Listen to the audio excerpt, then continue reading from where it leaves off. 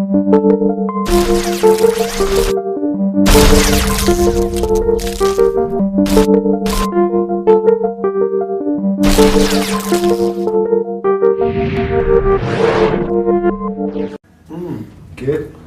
So yeah. Feeling good, feeling fresh, feeling feeling relief because this is the final show of the tour. So it's going to be a great show. There's a lot of people here tonight, which is great, and great way to end the tour. So we're all very happy. About 6 years ago, me and Luke met through, we were on the same management but in different bands, but both our bands were splitting up, and our management told us to maybe meet up with each other. We wrote some songs, and after about 2 years we wanted to form a band, and we looked around the UK for people that we knew, friends of friends, and we found these guys and decided to come together and make some music. That was about 3 years ago. So yeah, we've been in a band for about 3 years, isn't it? Yeah, well, C'est compliqué. We had two different members beforehand, but through powers that be higher than ours, we felt that they felt that we had to make a change, and of course, we had to consider that, and we did what we did, and at the time it seemed like to be a very hard decision, which it was, but nevertheless I think as time's gone on, both the band and the fans would probably agree that it's probably a decision that was made for the best. So yes.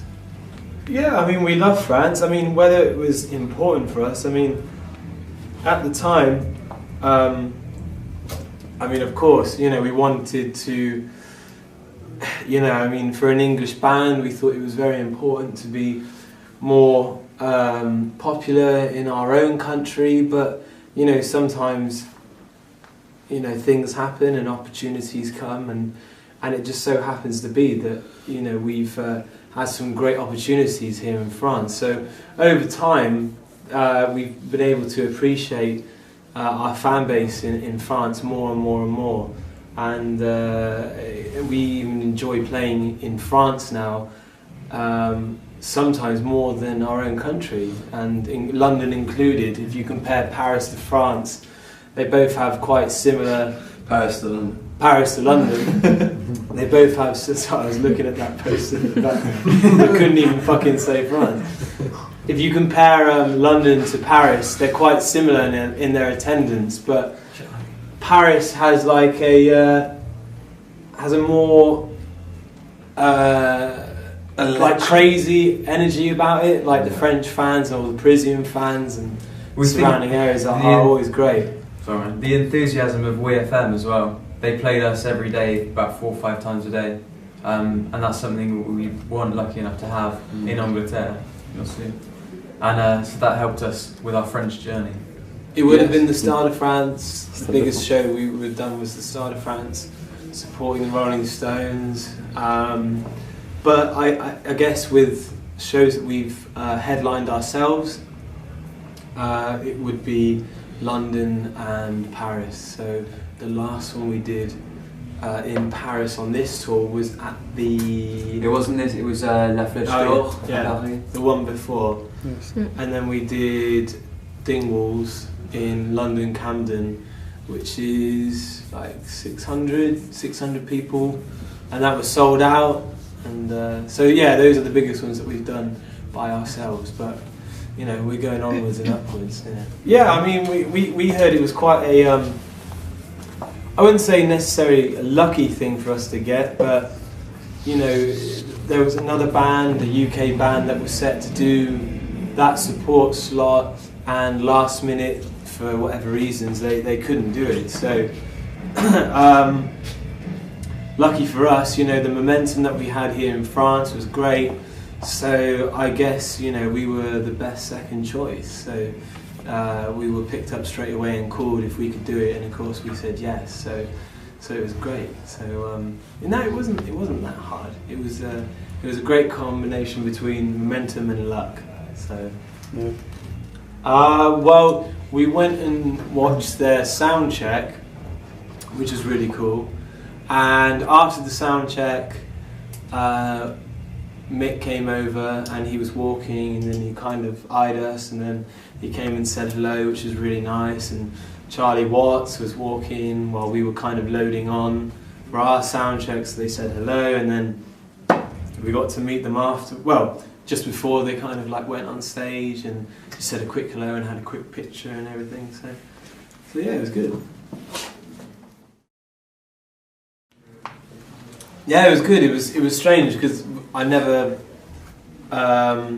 actually met him physically during the whole recording process. So everything on my part in terms of vocals was done in a studio in London with the producer Steve Lipson, and we just ran the demos and I sang over them. And then towards the end of it, Mike himself was on Skype, and we would, he would overwatch the sessions while I was singing, and then hear what I sang, and then he'd kind of comment. But those were only the last kind of 2 or 3 sessions, so it was great. It was a great experience. I mean, Steve Lipson has worked with, like people like the Rolling Stones and Mike Oldfield, in England as a instrumental artist, and on some levels as a pop writer as well, is very successful. So yeah, it was a great experience.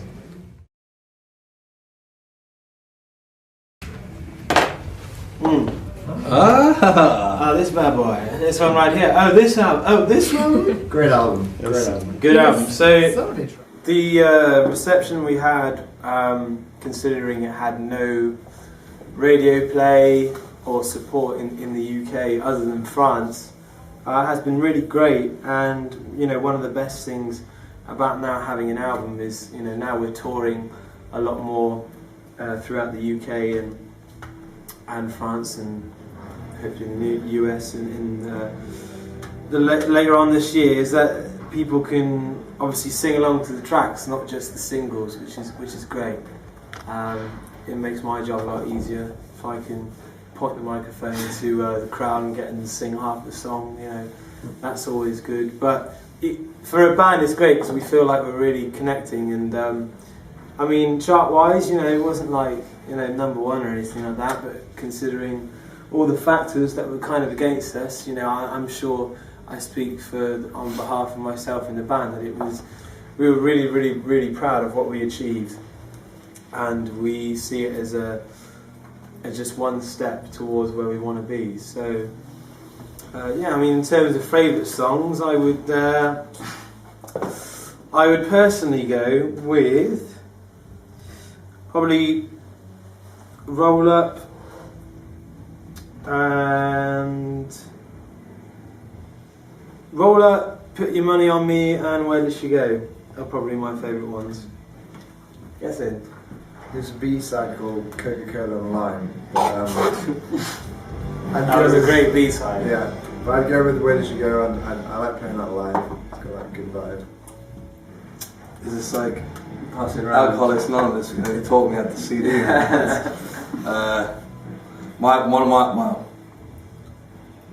To play live is probably Kiss This. My favourite song is probably You and I lyrically. Actually means something. Not that they all don't, but that one's personal. Pour moi, Kiss This, Put Your Money on Me, and then to play live, Where Did You Go? There we have it. Merci. John Norval. Everybody wants, everybody wants. No, we quit after this album. After this one. This is the end of the Struts. This is the end. One hit wonders. I'm joking. Live black. Do what you want. Now we've already working on. Oui, alors, c'est bon, Please continue. In terms of, we have album number 2, which is in progress. For the next kind of 2 to 3 months, we will be doing demos. Excuse me. Different studio sessions and creating some ideas and stuff like that. But there's a few ideas that didn't make the first album, which are still really strong, but we didn't feel that we kind of wanted to put out straight away. They're a bit more Queen, slightly proggy in some respects, and it's gonna be good. I think we're going to release something, maybe an EP towards the end of the year with an album next year. So that's the kind of time frame we're looking at. Something this year and a full record. Four new tracks, which are like brand new, kind of, which will be hopefully what we would aim to do is have 4 tracks on an EP, which kind of give a transition from album 1 to album 2. So you kind of get like a flavour of what album 2 is going to be like, because we don't really want to have a complete repeat of the first album. So yeah, an EP in the autumn and album number 2 in next year. So so after working with Zandra Rhodes, and we've had great relationships with a guy called Guy West, who is one half of a shoe company called Jeffrey West, and we all absolutely love his shoes. We actually don't have them on now. I got one. Jed's got one, and after seeing all that, is kind of really inspired me to kind of And John Varvatos as well, who we met recently for New York Fashion Week.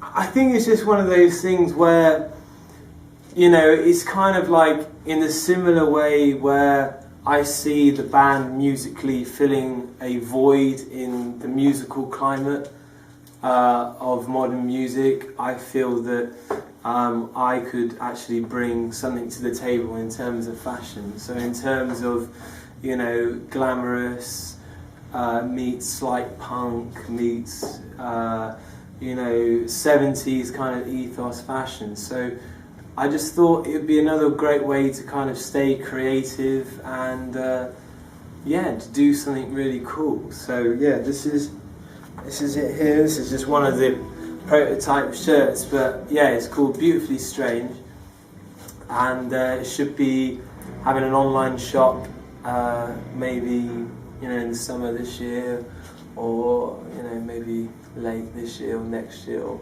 whenever it seems appropriate. But no, yeah, it's definitely cool. But yes, you are correct, I will be doing that.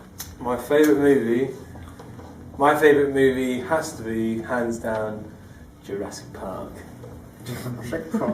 Jurassic Park. Mine is Gladiator. You know, Russell Crowe. Yeah. Joaquin Phoenix. Fucking great film. Mine's Walk the Line from Johnny Cash. Great. Sure. I'm going to go Shawshank Redemption. Liar. That's not a lie. It's the Notebook. It's the Notebook. Oh no, we all know what it is. I love you, man. I love you, man. man. And Jason Segel. That's it. Gary Glenn. Jimmy Sutton. Favourite band? I got lots. Queen, Led Zeppelin, T-Rex, David Bowie. A lot. I mean, I don't really see favourite bands. I see kind of like a favourite sound, if that makes any sense. I know it might sound quite pretentious. Exactly. I see music in colours. I see music in colours.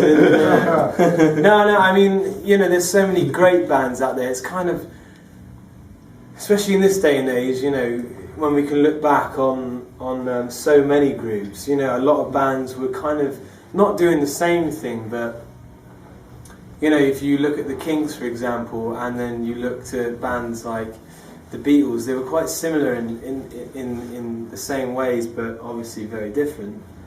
So you can kind of like, you can kind of box them in and say like, well, I adore kind of British 60s rock and roll. Yeah. That would be telling the truth. Do you know what I mean?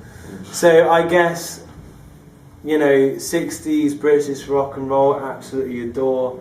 You know, obviously Rolling Stones, and then again like some deep south like rock and roll people like Creedence Clearwater Revival. You know, and then there's some great Australian bands like AC/DC and Thin Lizzy. There's so many bands, you know, just on the court, it's rock and roll. Hard to choose. Exactly, it's hard to choose. That's what I'm trying to describe. It's hard to choose. It's like a Anyway, big buffet. It's like, you know, rock and roll buffet. What do you eat first? Exactly. Favourite what? Video game. FIFA game? No, video game. Video game. FIFA. Video game. Dans la voiture, nous avons Xbox. So, il y a beaucoup de FIFA. My favourite video game was Metal Gear Solid on PlayStation. Yeah. Freeze! No, I think that, yeah. I don't. Metal Gear, that was a great game. I don't own a console anymore. But when I still own. I've got my N64, Nintendo 64, Yeah. and I've got Mario Kart. I got Super Smash Brothers. I still have GoldenEye. Oh, no. Best game. Legend of Zelda. The Legend of And Zelda. Ocarina of Time. Yes, Ocarina of Time. That is a fucking game. That is the best That's game. the game of all games. Mind you, I have to agree with Adam. I also had a PS1 back in that day. And Metal Gear. Metal Gear Solid is such an epic game. It's unbelievable. It's brilliant. Can't get better than Metal Gear Solid. Snake. Snake. Meryl. I wanna taste love and pain. Wanna feel pride and shame. I don't wanna take my time. Don't wanna waste one life. I wanna live better days. Never look. Merci beaucoup. Final nous words. France. Je t'aime. Je t'aime. Merci beaucoup. We hope to see you very soon. We will. Thank you for being so supportive. Thank you for sticking with us. And I hope you can stay interested long enough for album number 2. So thank you. It's going to be great. We have a little gift for you. Oh, we had these at the hotel the other night. French food. Oh, French food. This is what French people eat. Baguettes and this. Oh, cheese, bread, and biscuits. Biscuit, baguette and the biscuit.